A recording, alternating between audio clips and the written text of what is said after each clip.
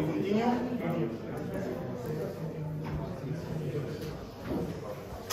Good. So now we move to the algorithm to induce a decision tree. This is a very general sketch of the algorithm, and many algorithms will follow this general sketch, but will differ slightly from each other.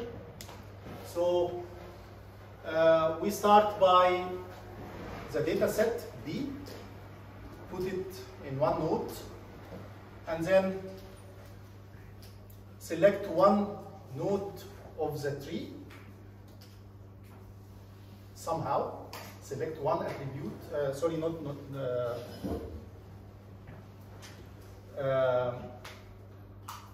it should be split. So this red should move here. So we take this node and then we split the node to two or more nodes according to one selected attribute.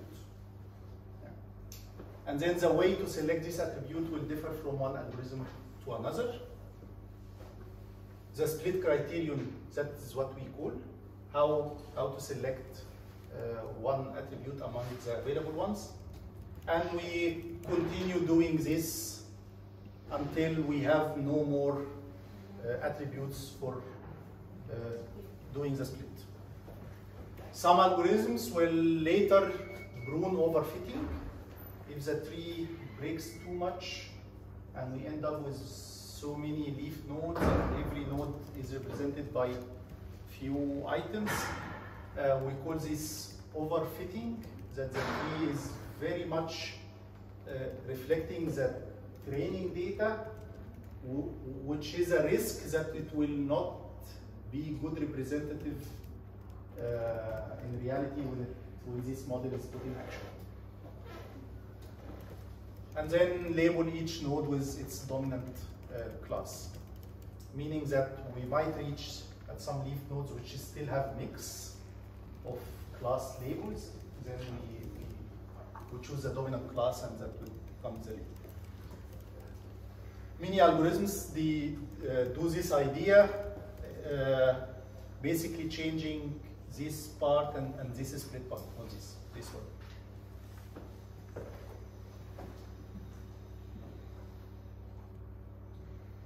So we will take an example of a split criterion called entropy.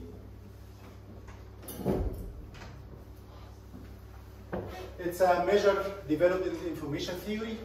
It's a measure of uncertainty about some source of message. So we have some source sending messages.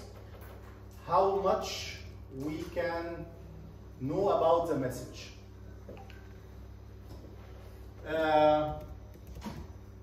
The more uncertain we are as receiver about the source of message, the more information we need to know in order to figure out the message that is being sent. So imagine that the source will always send the same message. The source will always send yes, a message yes.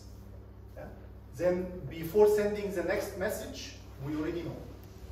So we basically need zero information to know the message that we are going to receive from this source. So it is said that the entropy of such a source is zero.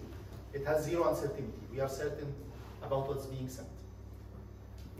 On the other extreme, if the source sends n messages with equal probabilities, then the uncertainty is maximized. We have no information which one of them will arrive next. They all can arrive with equal probabilities. So we say that the entropy of this source is maximal. So if this is the case, it means that we need to ask log n, log to the base 2n, yes, no questions in order to figure out the message. Why? Why log to the base 2 of n? Please. You're creating a binary? Exactly. It's equivalent to the binary representation. So I want to know if this message can be mapped to some numeric scale. So we want to know the number that the source will send, and this number is composed of how many bits log to the base 2 of n. So we need to figure each bit, is it 1 or a 0? So if we ask log to the base 2n questions and we get the answer, we know the message. So this is the idea of entropy, and with this idea we have some numeric representation. If a source S can produce messages categorical from S1 to Sk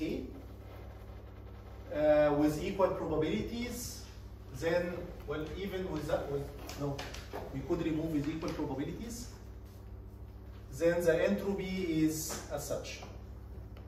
So the probability of every message log to the same probability. And we sum these over all and then multiply by n. Let's see how. Sorry, Mahmoud, the log 2n, you lost me. I don't know if it's just me. If it is, I can look it up later. But I don't quite understand the log 2n, like how you get to log 2n. In my mind, it would make sense if it was like 2 to the power of n, but I don't understand why it would be log 2n. These are the number of questions you need to figure out in order to know the message. So imagine the source can send 1 out of 64 different messages. Mm-hmm. So this can be represented by an 8-bit, right? 4 or 8? 6. With 6-bit. Yeah. So if we have here 1, then it's if we have 0, that's 0. If you have 1, so binary counting basically. Mm-hmm. Yeah. So in order to know which message we will receive, we can be asking the source, will you send here 1 or 0? Will you send here 1 or 0? Okay. So for n messages, we need log 2n questions. Okay.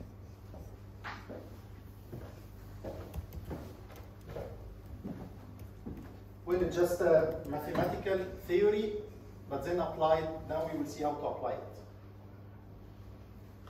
So this is entropy formula, and we have this data set with the attributes, the outlook of the weather, the temperature, the humidity, is it windy or not, and then we have a class attribute play, yes or no. So for this class attribute play, what is the entropy? So imagining that play is a source of information, and we want to know, we want to measure how much information we need to figure out this, the message that will be sent, yes or no. So we apply the formula.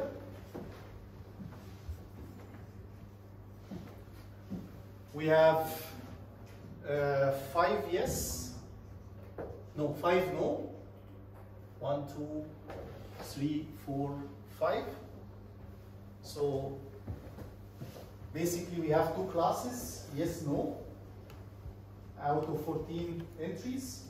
So the entropy of the 2 classes, for the first one we do the probability of a no, log 2 the probability of a no plus probability of a yes, log 2 probability of a yes. So we need an amount of information, entropy, number of bits. We need a little bit less than 1 bit in order to know the message being sent. Yeah.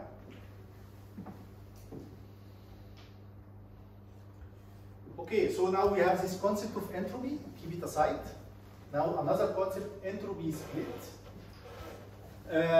Imagine that we will split the database into R groups, an R-way split. based on one attribute. Yeah. So now we have many splits of the database. So this big one is split in smaller parts. Here 3, for example. Yeah. And we want to identify the label, the class attribute, like in the previous slide. So this could be the weighted average of the entropy of every. So I do the same calculation again for this, and for this, and for this, and I take a weighted average, and that is what we call entropy split. And sorry, S in this formula is your number of data points, or what is S representing? S is the cardinality of the split I, so the number of data points here. Thank you. And this is the cardinality of the whole data set. And then that's how you weight the entropy of every data set. And this entropy is calculated like the previous slide, using the previous formula. But it's done only for the subset Si.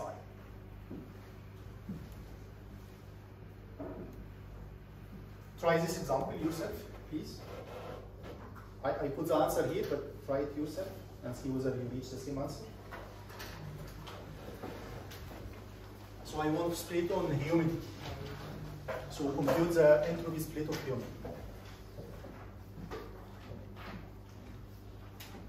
Even if you don't have a calculator, just write the calculation.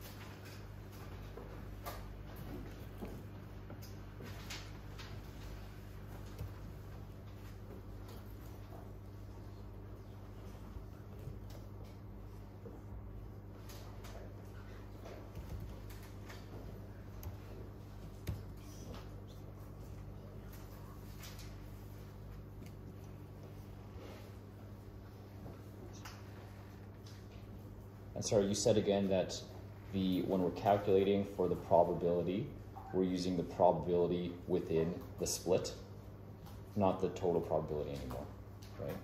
Yes, for every entropy, for every split, we are doing the entropy. Yeah. And then we will have multiple entropy values. Here for humidity, we have high and normal, so we'll have two values. We do a weighted average.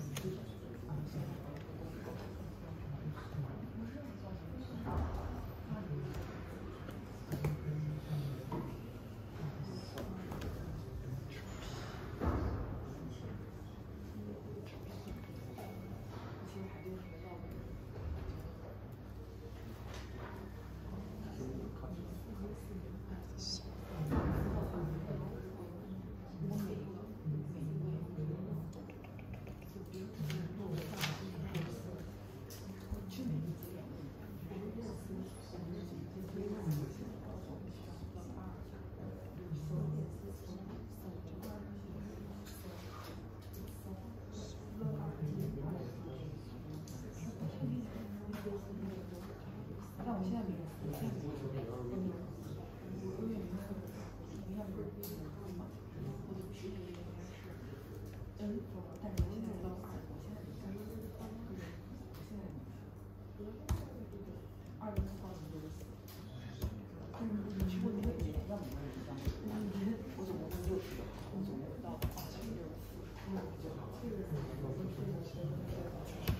如说它一共有64种可能的信息，它可以用6位，它就能把它们全部编码。对，那这个6位不算下来呢，就是 log 2。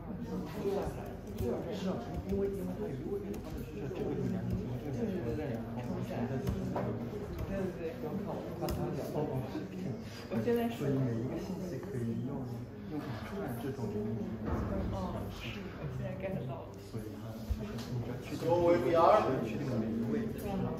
你就会知道这个信息是什么，因为它的每一个编码就可以。Do you agree to my calculation? 它就可以代表一个信息嘛，就确定这个信息是我现在拐过来。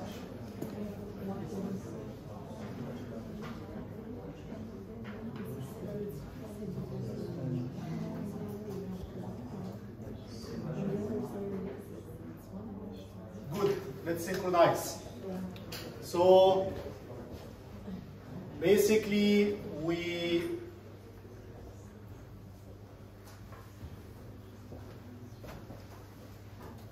have to do well. Humidity has two values, so it will be a binary split. Yeah? The first value is high, and this is half the values. So the weight will be 7/14. And then we need to, for this SI, for this subset of the data, we compute the entropy for the same class attribute plane. So meaning that we split this table in two. All the attributes that have humidity high in one side, all the attributes that have humidity normal, all the tuples, all the records that have humidity normal in another part, and then for each we compute the entropy. So it's a bit of focus.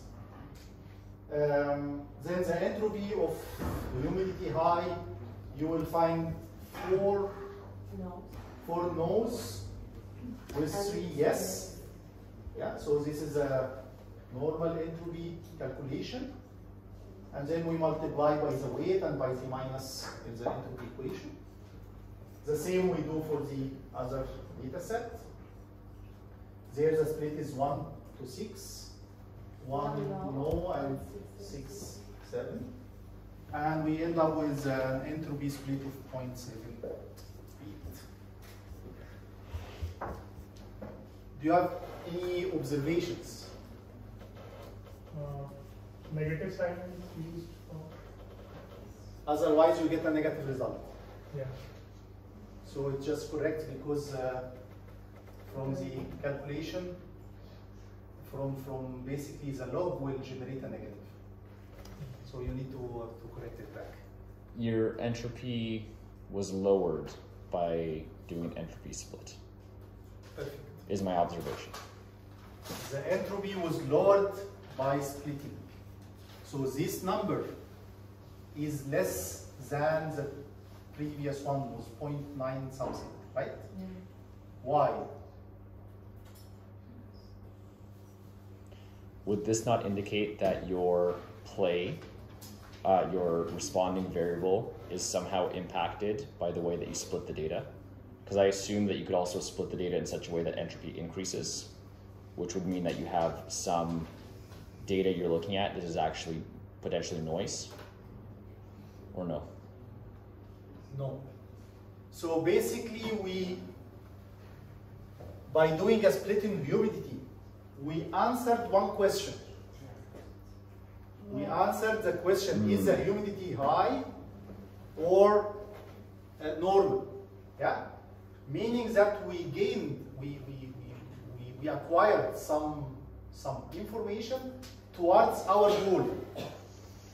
Normally, if we continue answering the remaining questions of temperature, windy, outlook, with every question we should acquire a bit of information, meaning that the entropy of the class attribute will be less. Yeah? Could it be more with this concept? Forget about the math now. You can do the mathematical derivation afterwards. But with this concept, could it be that after answering some question, we need more information to know the message, to know the class attribute? No, cannot. At the worst, we will remain the same. Yeah? So the entropy split is always lower than the entropy of the class, less than or equal the entropy of the class attribute. So and that's exactly. Is that the case though? I mean, right now we're dealing with perfect data where everything actually has an impact. But if you had some red herring, if you also included a post, I don't know, an address or something that's completely random and that's just pure noise, even then, looking at those and they're categorical, even then looking at those, you would never have entropy increase? Actually, if it is random and approaching to unique, it will give you perfect, okay, maybe not. Give you okay. full entropy, yeah. Because it's a kind of decisive attribute. Sure, but that's if you have a large enough data set. Yeah. Okay. So if you had a smaller data set where you have a variable that does not have a true impact on your response, Even so, it will not increase the entropy split will never be higher, but it might not be, it might remain equal or a little bit less, which is unfavorable. Okay.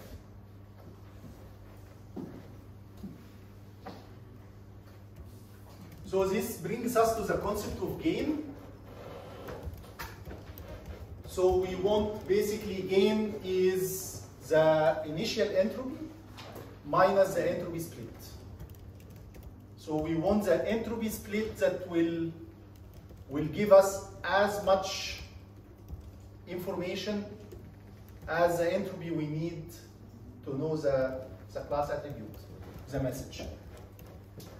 So in choosing a split attribute, we are interested in how much information we get about the output attribute when we do such a split.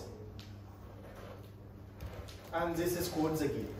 So large values for gain are desirable, meaning that low values for entropy split are desired.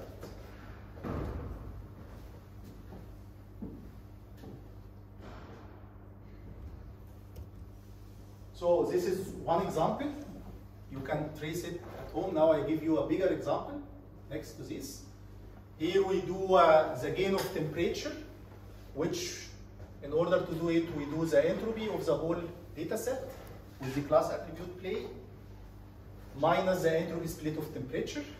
These are the values. You can do it later, and you end up with a gain of 0.02. Is this good or very small gain? It's a very small gain. So we basically, originally we need 0.94 bits to know the message. After we do the split, we still need 0.91 bits, so we didn't gain much. So temperature as such is not a good attribute for speed.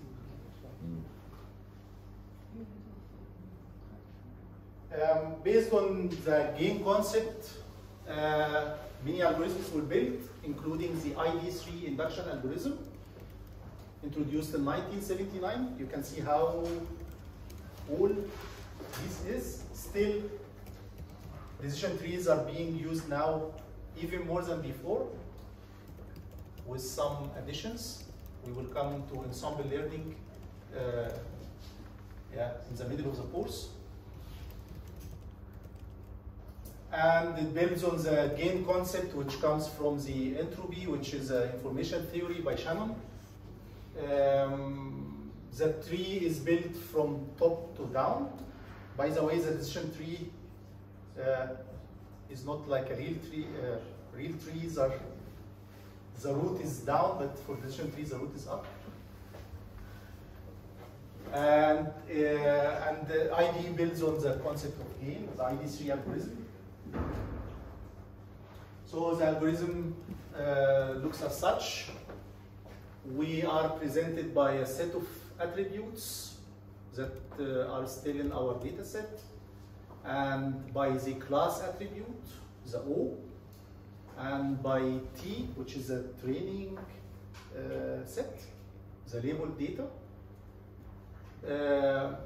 It's a recursive algorithm, but it doesn't really backtrack. So it reduces to an iterative algorithm. These are 3 stop criterion. We'll come back to them.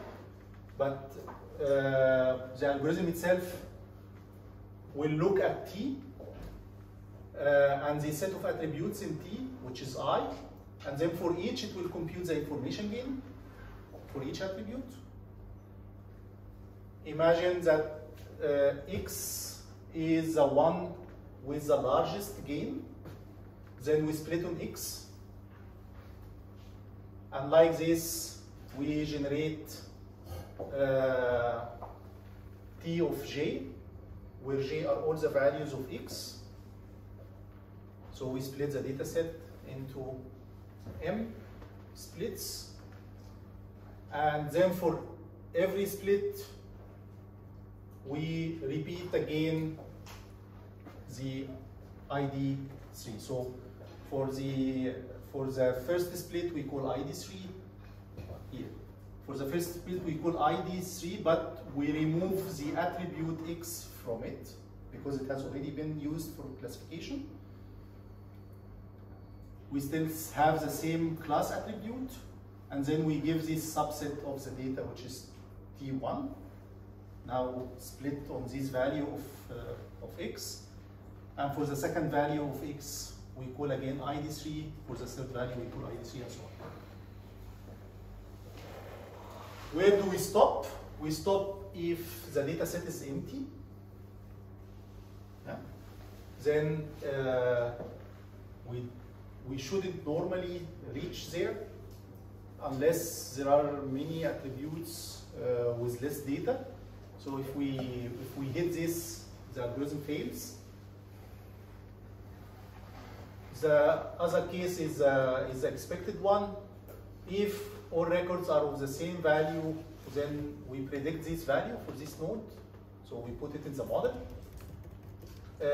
Otherwise, we will continue splitting only if we don't have more attributes for splitting and we still have a mix of values for the class attribute, then we take the majority. And if you're dealing with a continuous variable, you're essentially changing a continuous variable into a categorical. That's before passing. Yeah. But that's it, you apply the exact same concept. You're not treating them as continuous when using this algorithm. We cannot, because an attribute X is expected to have an enumeration of values. So the algorithm will expect that all attributes are categorical. Okay. Please. And do we prune the tree before, after, during the... Here there is no pruning in the ID3. Other algorithms will do some pruning. Okay. And sorry, is ID3, this is like a community, the name of, like in the community of data science, they've called it ID3? Yeah. Okay. It's a kind of standard algorithm. So the two ones that are mostly used are the ID3 and the C4.5. For entropy-based splitting. C4.5 will also apply entropy, and this is the commonly used concept. I'll show another one later after a few slides. But now, before forgetting, take 10 minutes to build a tree using the Id3 algorithm for this data set. how to compute the entropy split for the continuous data? You have to categorize the continuous attribute before calling the ID. In some bins, ranges, the continuous data. Yeah, you have to categorize it. And is there any way to select the range of how to bin them? I mean, how to range them? Is there any way, a particular way, or just intuition?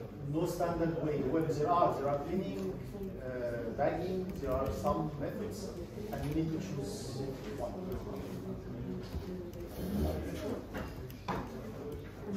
So not to get lost, you start by computing the entropy for the class attribute, and then computing the entropy split for each. Pick one of them, and this is your first node, and repeat. I thought you have to pick the largest one first. You have to take the largest gain at every step. Yeah. Okay, yeah.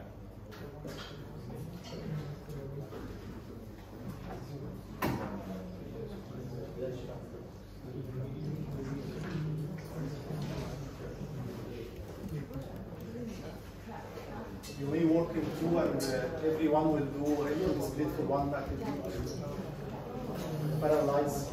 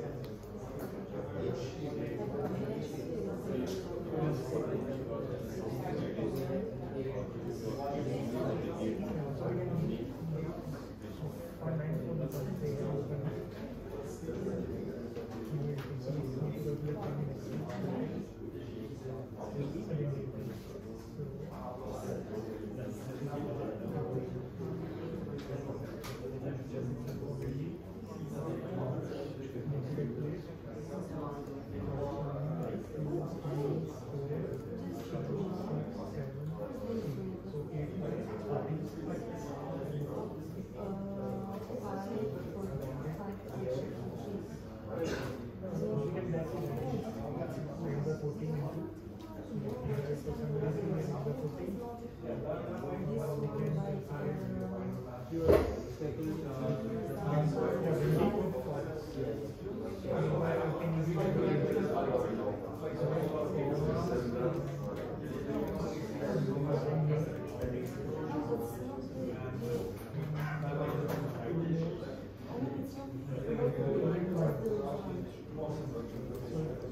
think half of the 2 by 8.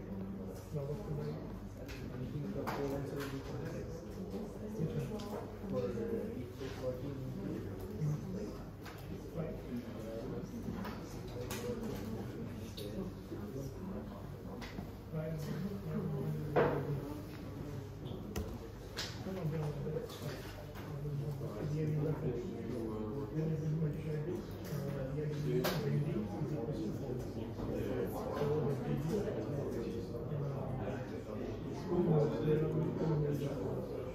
Then select the one with the least k, which is the smallest element. And based on this, imagine if you do it, for example, the choice, then you have your original one.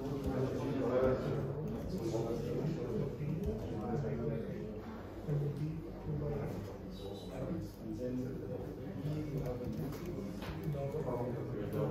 without unity. Yes, and the rows that have unity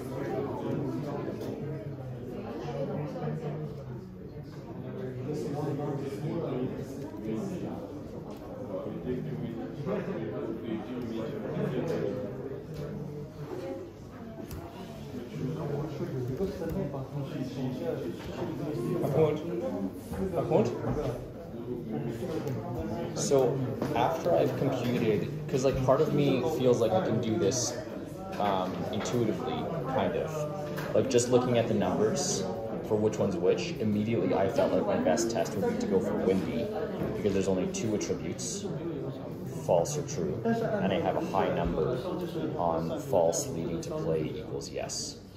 But that aside, once I've completed my first, once I found my first split, and I go to my next one, I'm only now looking at within my second split. It's all like if my first split was at windy equals false, my second split, my set is now only looking at just the false. I don't have to think about any of the true anymore. This will be the other branch. Okay, and so sorry, the outcome, when we're trying to induce the decision tree, we're looking to try to find the entropy.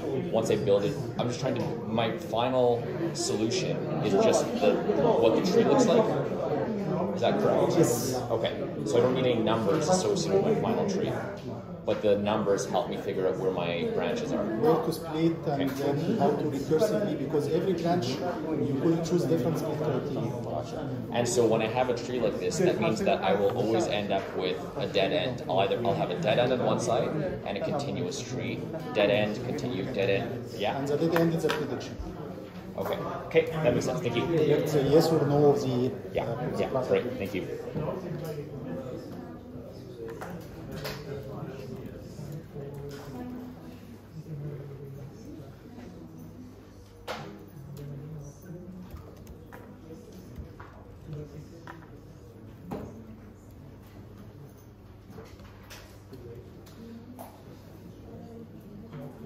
Good, I got to stop you from the exercise now, but please continue it. It's important to do it so you understand and compile everything within the lecture.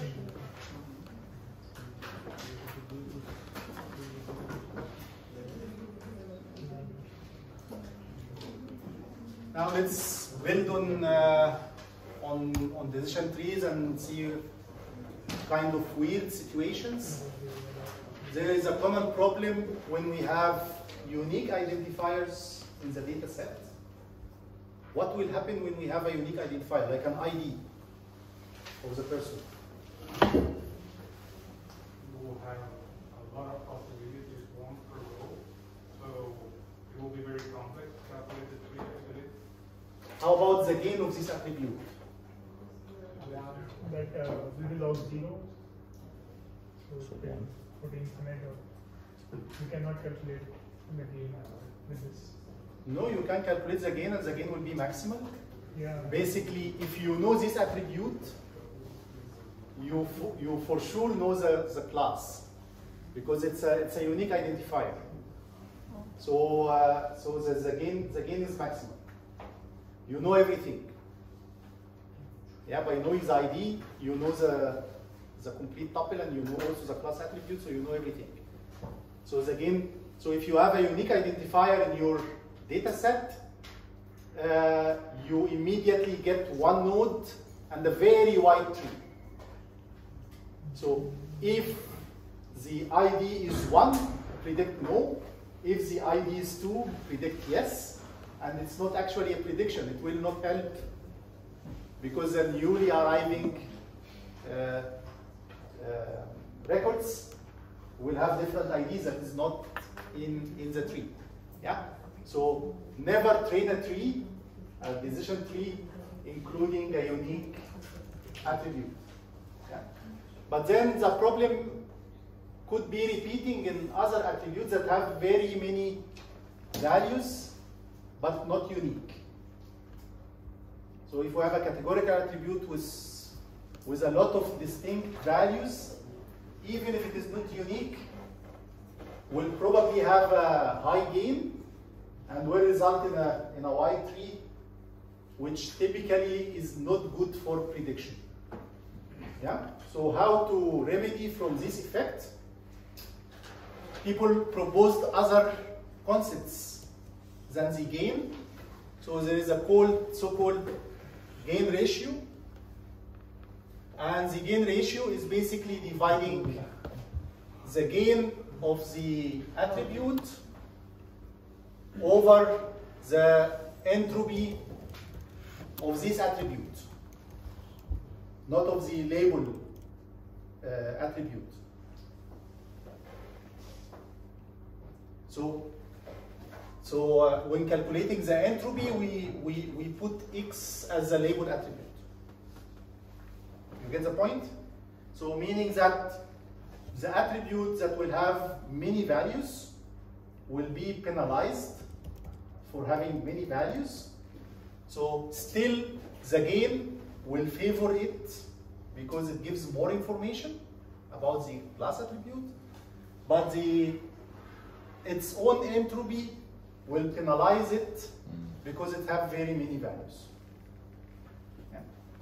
And like this, we balance, we kind of normalize the attributes by their diversity. So a good exercise is to repeat again the previous one, yet with gain ratio.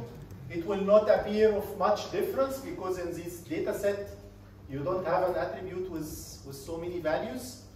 But in practice, it is useful to use gain ratio over, or you be careful for this and you filter your data set before building the decision tree unit.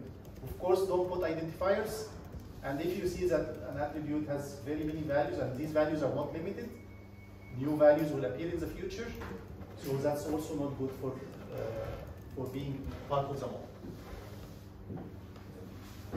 And so, sorry, how do you actually apply the gain ratio? Like, do you look at each, so you have both the gain, but now instead of looking at gain, you're looking at just gain ratio, and yes, to see which one has the highest ratio. So you split based on the highest gain ratio. Okay, okay. So you replace gain in ID3 by gain ratio, and continue ID3 as is. Good, so we build the model, now we have a model. How to validate or assess the accuracy of the model. Two methods, hold out and cross validation. You already intuitively discussed hold out by saying we divide the labeled data set into part for training and part for testing.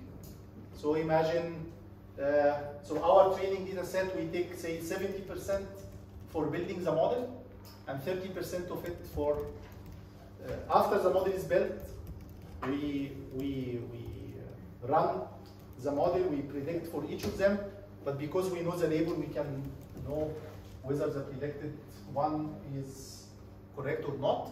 And like this, we assess the accuracy. Cross-validation is more savvy because sometimes you don't have, please. Yes, I have a question on the first slide. Since the gain ratio is the gain divided by the entropy, I have a question because the gain includes the entropy, so the entropy cancels out with the entropy, not right? And So you are referring to the previous slide of gain ratio? Yeah. The gain ratio, no, the gain includes the calculation of the entropy. Yeah.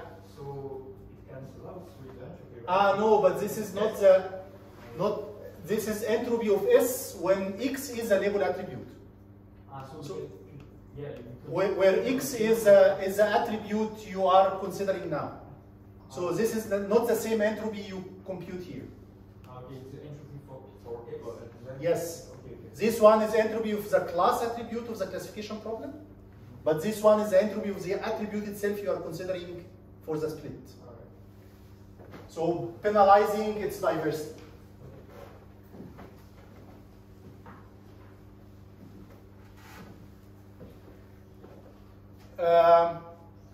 So hold out again, we split the labeled data set in two parts, one for building the model and one for testing. The problem with hold out is that by chance classes that are overrepresented, this split may happen in class imbalance, may result in class imbalance. And then you have classes that are overrepresented in the training set. Then they will be underrepresented in the test set, meaning that your estimation of accuracy will not be representative for those ones who are underrepresented. So when they happen in practice, the accuracy might be less than what you assess. If your data set is not big, then you don't afford to cut part of it for testing. Cross-validation is there to solve the problem. Cross-validation will, I better show a representation of it. This is a K4 to cross-validation. The data set is split in K folds, here 3, yeah? And then in one run, I train with 2 parts and test with 1.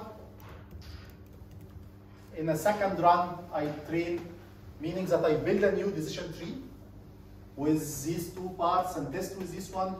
And in the third run, I train with these and I test with this one, and then take the average accuracy.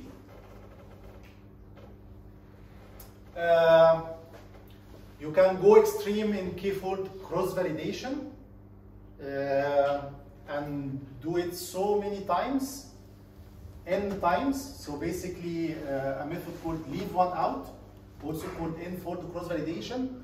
So you train with the whole data set but one element, and you test with this one element. And then you repeat again by taking another test element and so on, and then take the average accuracy.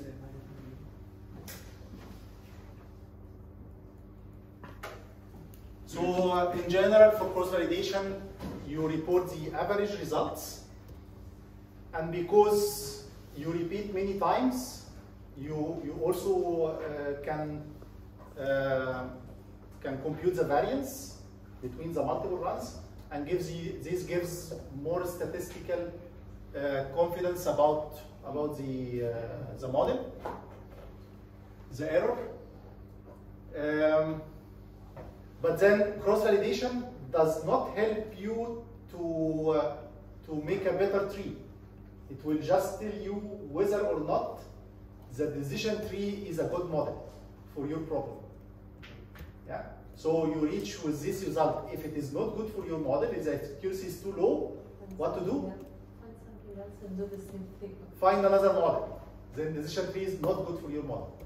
So it's not for improving your model, it's just for giving you an insight, is it good or not? Yeah. You can further do stratified cross-validation to solve the problem of imbalance, class imbalance. When you split, the split may result in that every piece have more yes than no, much more yes than no, or another one much more no than yes. And then this will build the model with different bias than how the data will look like. And this will make the accuracy estimation less than what will happen. So that's a no.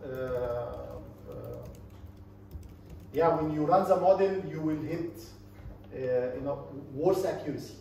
Yeah. In order to do to solve this problem, we do stratified cross-validation. We sample when we create the folds. We try to make every fold has the same probabilities of the class values as every other fold, and like this, that's called stratified cross-validation. It costs more because you need to order the data and sample it in a different way, but it gives estimates that are less pessimistic. I said it the other way around. So when you do cross-validation, your accuracy will be worse than reality because your model will give a lot of wrong answers because it was not built with the right distribution of the predictions that it will receive.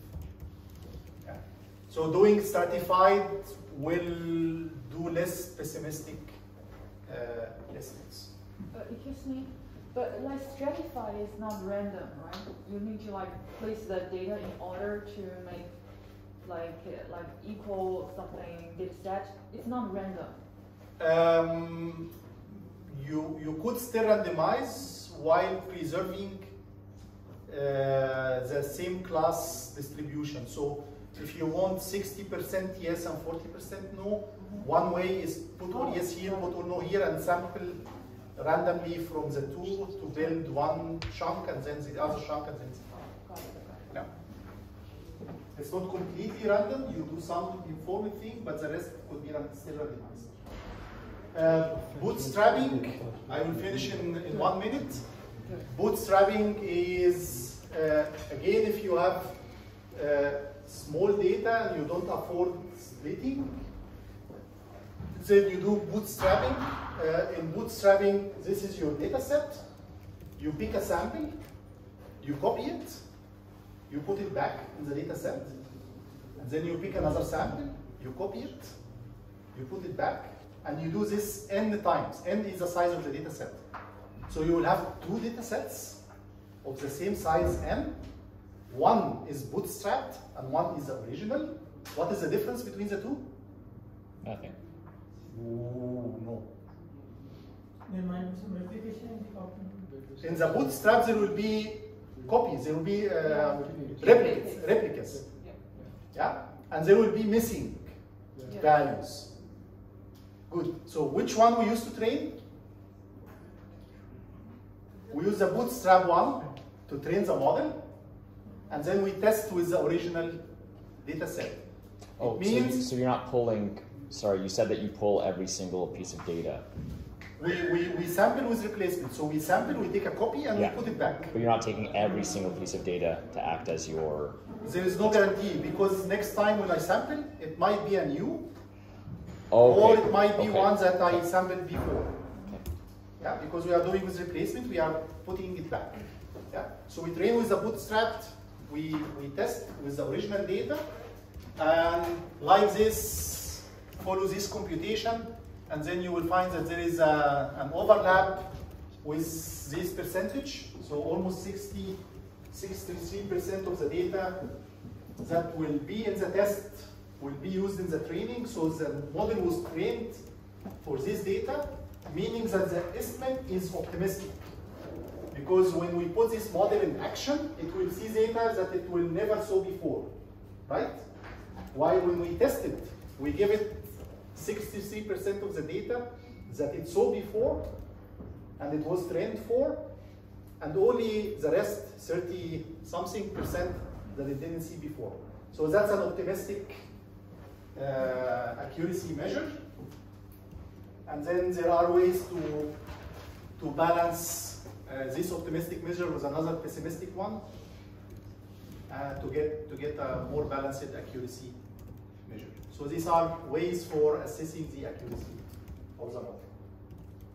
Good. So I finished the lecture and see you next week. One quick remark. It would be best if in the lab sessions you go with your laptops. So you have the software, you need to do your academic license for RabbitMiner. It's also more hygiene for Bye.